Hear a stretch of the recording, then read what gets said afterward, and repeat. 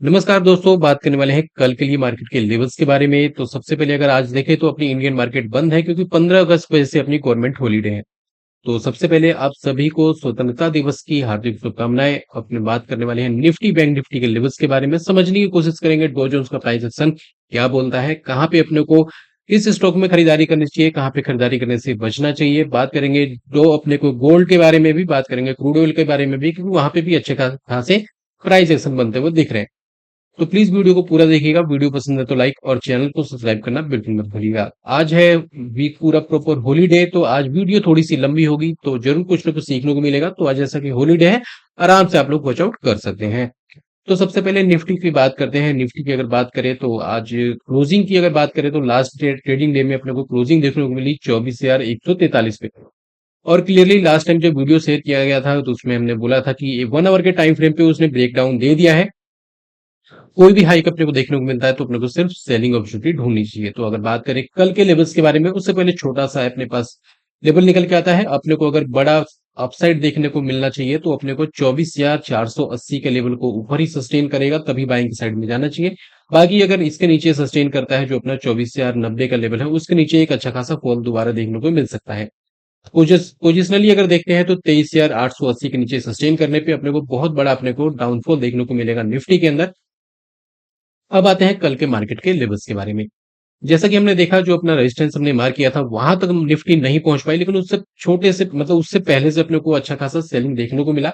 हाँ, sideways momentum देखने को मिला, कुछ वैसा अपने को प्राइस एक्शन देखने को नहीं मिला कि हाँ एकदम ऊपर ही जाती जा रही है मार्केट, नीचे जाती जा रही है। मतलब एक साइडवेज प्रॉपर डे अपने को देखने को मिला। तो हो सकता है कि जो एक लॉन्ग वीकेंड है उसको ध्यान में रखते हुए मतलब कुछ बड़े ट्रेडर्स ने एंट्री नहीं मारी, ऐसा कुछ हो सकता है। अब बात करें तो एक रेजिस्टेंस लेवल निकल के आता है जो कि निफ्टी के लिए पहला रेजिस्टेंस का काम करने वाला है। 24,260 से लेकर 24,220 का जो लेवल होने वाला है, वो पहला रेजिस्टेंस का काम कर सकता है। और उसके बाद अगर देखें एक बड़ा गैप अप होता है, क्योंकि डॉ जोन्स अभी भी जब हमने लास्ट ट्रेडिंग डे में देखा था तो लगभग 300 पॉइंट अप साइड में रैली देखने की कोशिश की थी उसने, तो उसका भी इफेक्ट अपने को इंडियन मार्केट में देखने को मिलेगा। तो एक आखिरी जो मतलब आखिरी और एक बड़ा रेजिस्टेंस अपने निफ्टी के लिए निकल के आता है वो होगा 24,480 से लेकर 24,380 का लेवल। बात करें सपोर्ट लेवल की, तो जहां पे अभी निफ्टी अभी रुकी पड़ी है उसका सपोर्ट लेवल निकल के आता है 24,090 का। 24,090 के नीचे अगर सस्टेन करना स्टार्ट करती है तो दोबारा से नीचे के रास्ते खुलते नजर आएंगे, जहां पे पहला टारगेट होगा 24,000 का, उसके बाद देखेंगे तो 24,980 और हो सकता है 23,990 के लेवल भी आराम से दिखाता हुआ मिल सकता है निफ्टी। सबसे बड़ी बात हो गई जब 23,880 के नीचे निफ्टी अगर सस्टेन करती है तो बड़ा पैनिक देखने को मिलेगा अपने को, तो ये रडार में रख के चलना है अपने को। अभी सेल ऑन राइज का अपॉर्चुनिटी बनता हुआ दिखेगा, डिप बाय ऑन डिप की अपॉर्चुनिटी से थोड़ा सा बच के अपने को चलना है।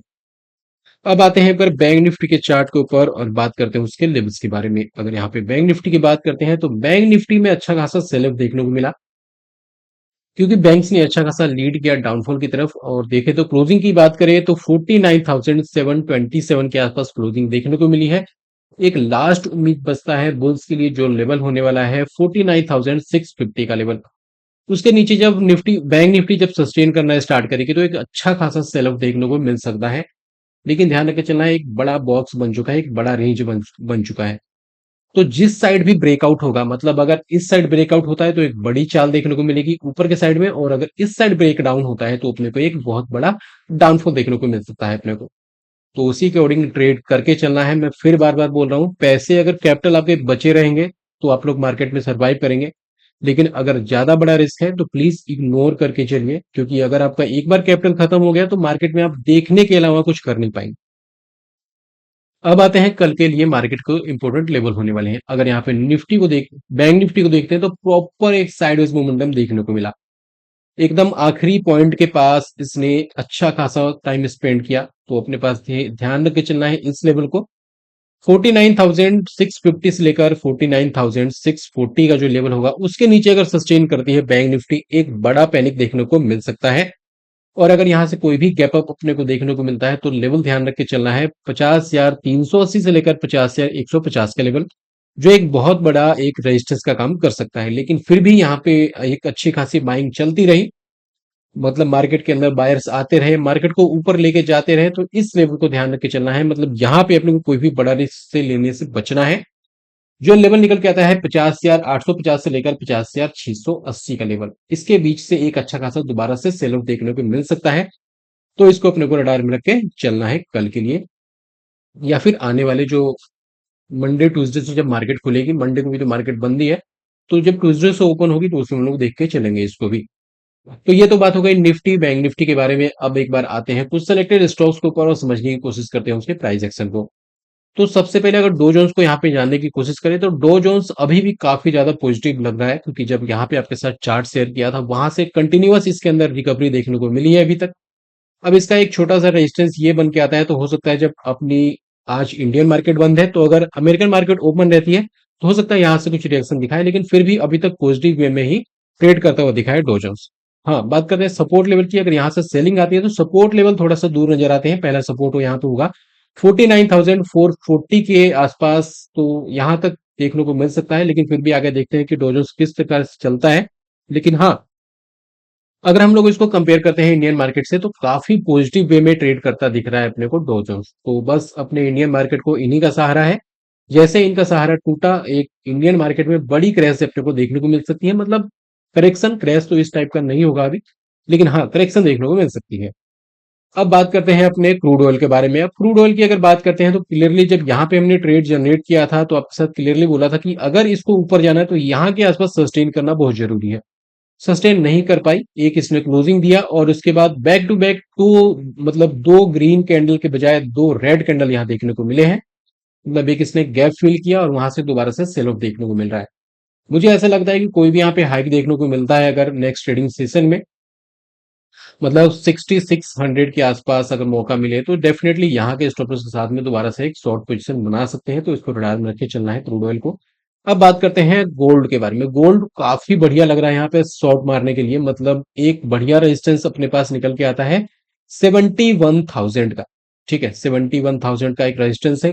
कोई भी यहाँ पे अपने को राइज देखने को मिलता है 70,500 से लेकर 70,600 के बीच में, कोई भी आज अपने को अच्छा खासा स्पाइक देखने को मिलता है, तो स्टॉप लॉस अपना छोटा हो जाएगा और फिर यहाँ पे एक अच्छी खासी पुट में हम लोग अपॉर्चुनिटी बना सकते हैं। एक अच्छा खासा सेलेक्ट देखने को मिलेगा। पहले टारगेट की बात करें तो 69,650 का पहला टारगेट होगा। उसके बाद देखेंगे तो हो सकता है अपने को 68,950, और उसके बाद हो सकता है 67 या फिर 68,000 के लोअर लेवल भी देखने को मिल जाए गोल्ड के अंदर। तो ध्यान रखे चलना है 61,000 का एक सपोर्ट लेवल, मतलब एक रेजिस्टेंस लेवल है जो कि अपना स्टॉप लॉस का काम कर सकता है। अब बात करते हैं टीसीएस के बारे में। टीसीएस में एक अच्छी खासी रैली देखने को मिली, इसने एक रेंज को ब्रेकआउट किया। अब यहाँ पे कौन से लेवल निकल के आते हैं अपर साइड के लिए। क्लोजिंग की बात करते हैं तो 4295 के आसपास क्लोजिंग देखने को मिली। एक अच्छा खासा सप्लाई जो नजर आता है अपने पास 4430 से लेकर 4390 के आसपास का एक अच्छा खासा लेवल निकल के आएगा, जिसके अगर हम लोग ओरिजिन की बात करते हैं तो ओरिजिन भी अपना यही निकल के आता है।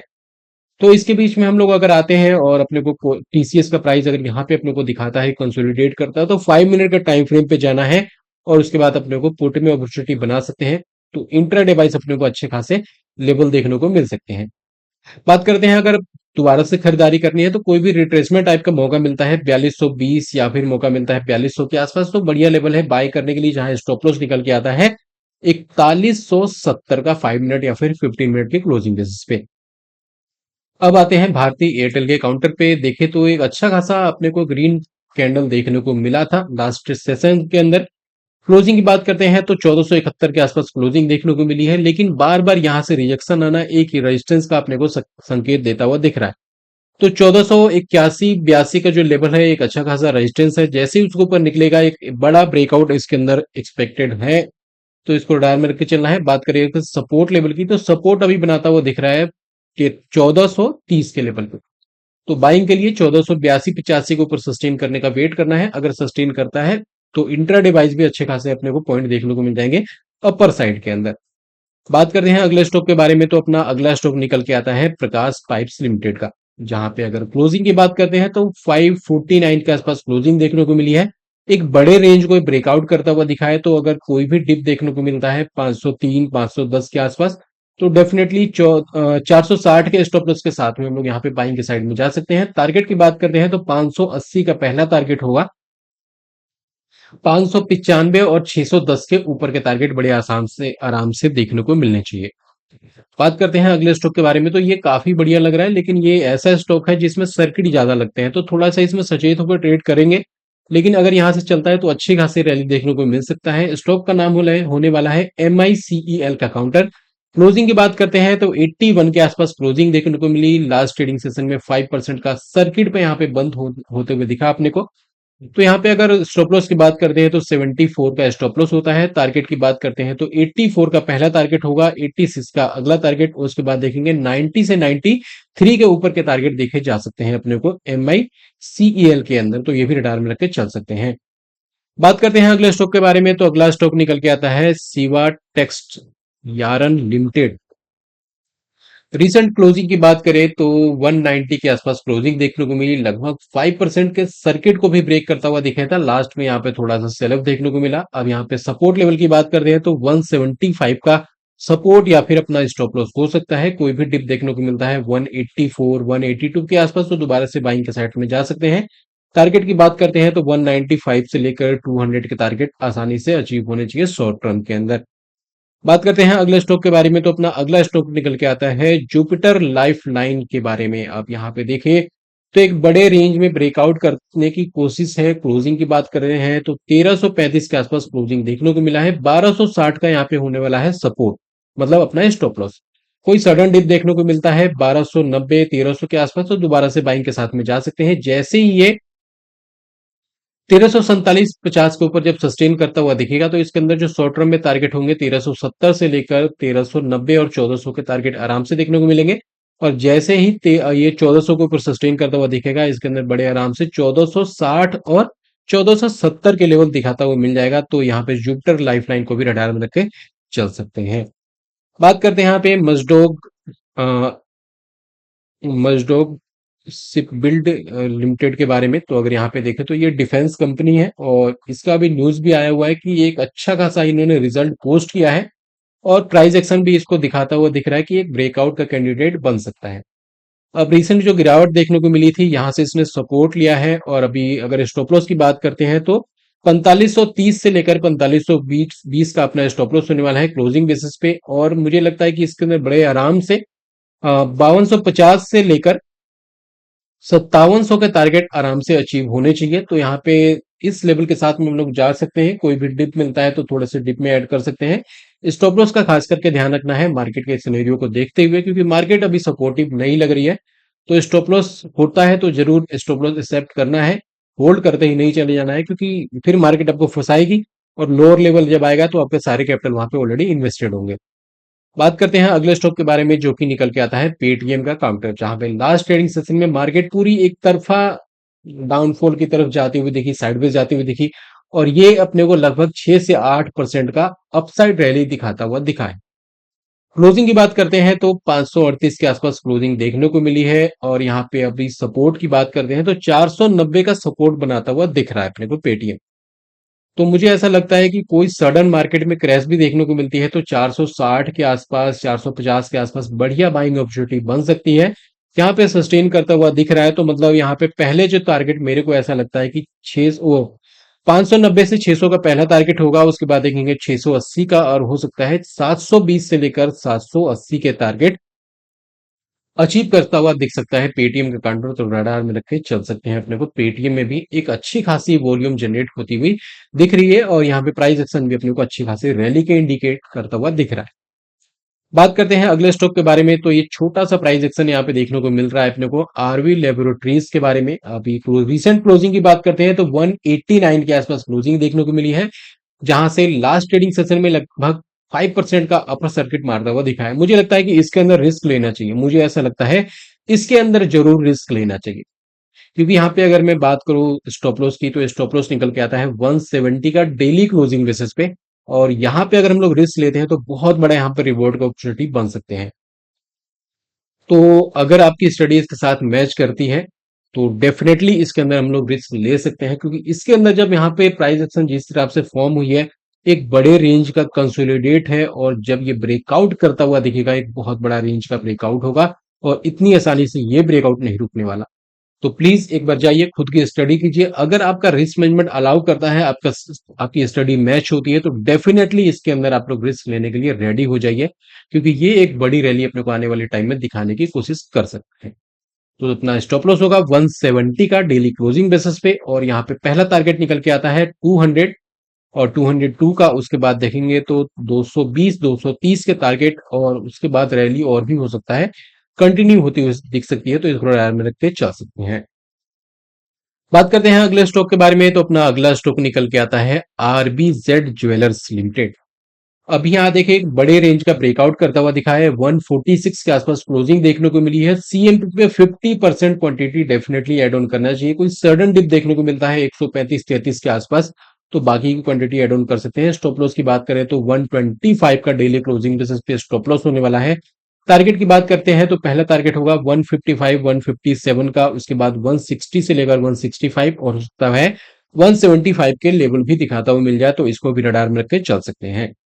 अब बात करते हैं छोटे से डिस्क्लेमर के बारे में। इस वीडियो को देखने के बाद अगर आप कुछ भी बाइंग सेलिंग करने की सोच रहे हैं, तो प्लीज खुद की रिसर्च जरूर कर लें, क्योंकि वीडियो में बताए गए सारे कंटेंट ओनली एजुकेशनल बेसिस होने वाले हैं। तो इसमें जो भी रिसर्च है मेरी खुद की एजुकेशनल बेस पे है, तो किसी के बोलने में पैसे नहीं लगाने हैं। आपका रिस्क मैनेजमेंट अगर अलाउ करता है तो तभी बाइंग की साइड में जाइए, अदरवाइज इग्नोर करना ही बेटर होने वाला है।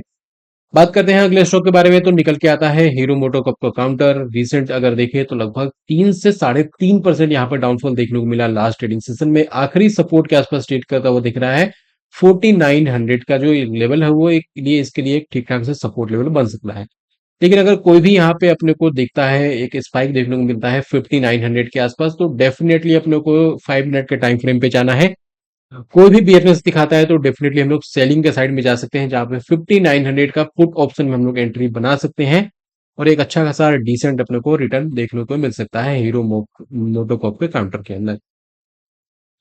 बात करते हैं टाटा स्टील के बारे में। टाटा स्टील एक बढ़िया डाउन ट्रेंड दिखाता हुआ दिखा, और उसके बाद अपने को एक अच्छे खासे जोन में इसकी एंट्री हुई है। तो ऐसा मुझे लगता है कि अगर 138 के स्टॉप लॉस के साथ में हम लोग यहाँ पे थोड़ा होल्ड करते हैं, तो एक शॉर्ट टर्म में ठीक ठाक से मोमेंटम देखने को मिल सकते हैं। तो यहाँ पे हमने जब आपके साथ टेलीग्राम में अपडेट किया था, तो वहां से अच्छी खासी रिकवरी भी अपने को देखने को मिली है।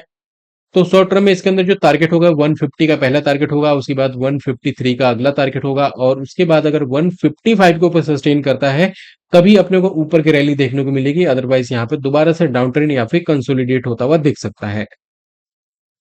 बात करते हैं यहाँ पे कोटक महिंद्रा बैंक के बारे में। कोटक महिंद्रा बैंक यहाँ तक बुलिस लेते लेते, लेकिन यहाँ पे जो एक अच्छा खासा जो एक रेजिस्टेंस फेस करता हुआ दिख रहा है, उसको यहाँ पे कंसोलिडेट करता हुआ दिख रहा है अभी तक। मतलब एक लगातार फॉल यहाँ पे देखने को मिल रहा है।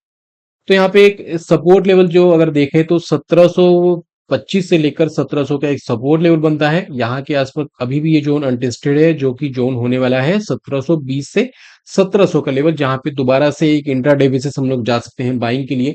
और ध्यान रख के चलना है, 1700 के लेवल को अगर ये कोटक महिंद्रा बैंक ब्रेक करता है, बहुत बड़ा ब्रेक डाउन कर देगा और एक बहुत बड़े डाउनफॉल के लिए रेडी हो जाएगा। तो इसको ड्राइव में के चल सकते हैं। किस तरीके से प्राइस एक्शन बनता है उसका हम लोग वेट करेंगे अपने स्टडी के साथ में। बात करते हैं डॉक्टर रेड्डीज के काउंटर के बारे में। तो यहाँ पे देखें तो 6800 के आसपास क्लोजिंग देखने को मिली है, और लास्ट ट्रेडिंग सेशन में लगभग 2% डाउन ट्रेंड करता हुआ दिखा है। मुझे ऐसा लगता है कि इसके अंदर एक अच्छी खासी डाउनफॉल अभी पेंडिंग है, और आने वाले टाइम में एक अच्छा खासा डाउनफॉल देखने को मिलना चाहिए। और सिर्फ डॉक्टर रेड्डी के अंदर नहीं, मतलब आने वाले टाइम में जो भी फार्मा सेक्टर है उसके अंदर जो भी रैली देखने को मिली है, मेरे को लगता है अब वो सारा खत्म होने का टाइम हो चुका है। तो मैं बस, मेरा सजेशन ये है, या फिर मैं बस यही सोच रहा हूँ कि अभी के टाइम में फार्मा सेक्टर में इन्वेस्ट करना थोड़ा सा रिस्की होगा, और मैं इस सेक्टर से काफी दूरी बनाए रखा हूँ। बाकी आप लोग अपने स्टडी करके देख सकते हैं आगे किस प्रकार से आपको प्लानिंग करनी है। एक बार बात करते हैं बायोकॉन के बारे में। तो बायोकॉन का देखें तो 327 के आसपास ट्रेड करता हुआ दिख रहा है, एक बड़े रेंज में घूमता हुआ दिख रहा है। और मुझे लगता है कि अगर ये ब्रेक डाउन करके 325 का नीचे जब सस्टेन करना स्टार्ट करेगा, एक बड़े डाउनफॉल का कैंडिडेट यहाँ पे देखने को मिल सकता है, जहां पे 307 का पहला टारगेट हुआ डाउन साइड में। उसके बाद देखेंगे 290 से लेकर 260 65 के टारगेट भी बड़े आराम से अचीव कर सकता है बायोकॉन को काउंटर। तो मुझे ऐसा लगता है कि यहाँ पे थोड़ा लॉन्ग होने से बचना चाहिए अपने को। अब बात करते हैं सेल के बारे में। सेल में यहाँ पे कंटिन्यूअस यहाँ से सेलिंग देखने को मिली है। अब ये सेलिंग क्या यहाँ थमती हुई नजर आएगी? तो आरएसआई तो दिखाता हुआ दिख रहा है कि अब थोड़ा सा मतलब रुकना चाहिए। तो अगर मैं रिसेंट सपोर्ट की बात करता हूं तो 115 का सपोर्ट लेवल होगा, और कोई भी अगर बाइंग करना चाहते हैं, वैसे नहीं करना चाहिए अभी इस तरीके की सेलिंग में बाइंग, लेकिन जो थोड़ा सा रिस्क लेना चाहते हैं वो 121.20 के आसपास आता है तो बाई कर सकते हैं। 115 का स्टॉप लॉस होगा, और फिर यहां से शॉर्ट टर्म में थोड़ी मोड़ी रिकवरी यहां पे देखने को मिल सकती है। बात करते हैं अगले स्टॉक के बारे में, तो अपना अगला स्टॉक निकल के आता है एसबीआई कार्ड का काउंटर। यहाँ पे इसने एक बड़े रेंज का ब्रेकडाउन किया है, और अभी फाइनली ये जो है ऑप्शन इसका बैन में चलता हुआ दिख रहा है। तो क्लोजिंग की बात करते हैं तो 689 के आसपास क्लोजिंग देखने को मिली है। कोई भी अपने को गैप अप देखने को मिलता है, मौका मिलता है 712 715 के आसपास से एक स्टॉप लॉस रखना है। 722 से 725 का क्लोजिंग बेसिस पर 5 मिनट या फिर 15 मिनट के। और जैसे ही इसका अगर हमने दिखा कि इसका ऑप्शन दोबारा से बैन से बाहर आ चुका है, डेफिनेटली पुट के साइड में जाना चाहिए। अच्छे खासे रिटर्न अपने को इंट्राडे वाइज या फिर एक दो दिन में भी देखने को मिल जाएंगे। अब किन्हीं का सवाल था कि अपने को आईबीओ में क्या करना चाहिए। आईबीओ में अगर आपने बाइंग कर रखी है तो अभी थोड़ा सा मुझे लगता है कि और भी यहाँ पे डाउनफॉल देखने को मिलना चाहिए, और अभी बाइंग करने से बचना चाहिए, क्योंकि प्राइस एक्शन अपने को कोई भी इंडिकेट नहीं कर रहे हैं कि यहाँ पे रिकवरी आएगी कि नहीं आएगी। लेकिन फिर भी अगर आप फंसे हुए हैं तो अपने पे लिए एक सपोर्ट लेवल निकल के आता है 55 का। और जिनको फिर भी अगर बाय करना है तो वो भी नीचे का थोड़ा वेट कर सकते हैं। तो उनको अगर मौका मिलता है 57 या फिर 57.50 का, यहाँ पे वो लोग बाय कर सकते हैं 55 के क्लोजिंग बेसिस के स्टॉप लॉस के साथ में, और यहाँ से एक रिकवरी एक्सपेक्टेड हो सकती है। तो अपना यही सपोर्ट लेवल होने वाला है जो यहाँ पे हाईलाइट होता हुआ दिख रहा है। तो गाइज ये थी अपनी रिसर्च आने वाले कल के लिए मार्केट के लेवल्स के बारे में, या फिर इसको हम लोग आने वाले ट्यूसडे के लिए भी अपने रडार में रख के चल सकते हैं। इनके सारे स्टॉक्स को भी, गोल्ड को ध्यान रख के चलना, वो एक अच्छा खासा फॉल वहां से दे सकता है, तो उसको भी रडार में रख के चल सकते हैं। अगर वीडियो से कुछ ना कुछ सीखने को मिला है तो प्लीज कर दो वीडियो को लाइक, कर दो चैनल को सब्सक्राइब, और कुछ भी अगर आपको लगता है कि वीडियो में इंप्रूवमेंट करना चाहिए तो प्लीज कमेंट बॉक्स में आप लोग रीच आउट कर सकते हैं, जहां पे अपना सजेशन दे सकते हैं। तो हम लोग कोशिश करेंगे कि आने वाले जो भी वीडियोज हो उसमें कुछ ना कुछ हम लोग इंप्रूवमेंट कर सके। तो प्लीज वीडियो को लाइक करना, चैनल को करना सब्सक्राइब, और अगर आपने अभी तक हमारे टेलीग्राम चैनल को ज्वाइन नहीं किया है तो जाइए फटाफट वीडियो के डिस्क्रिप्शन बॉक्स में, और जो लिंक है उसके साथ आप लोग फ्री ऑफ कॉस्ट ज्वाइन कर सकते हैं। जहां पे जो भी रिसर्च होती है फ्री ऑफ कॉस्ट आपके साथ शेयर की जाती है। तो फिर मिलते हैं नए वीडियो में नए टॉपिक साथ में। तब तक के लिए bye, take care and keep watching my videos.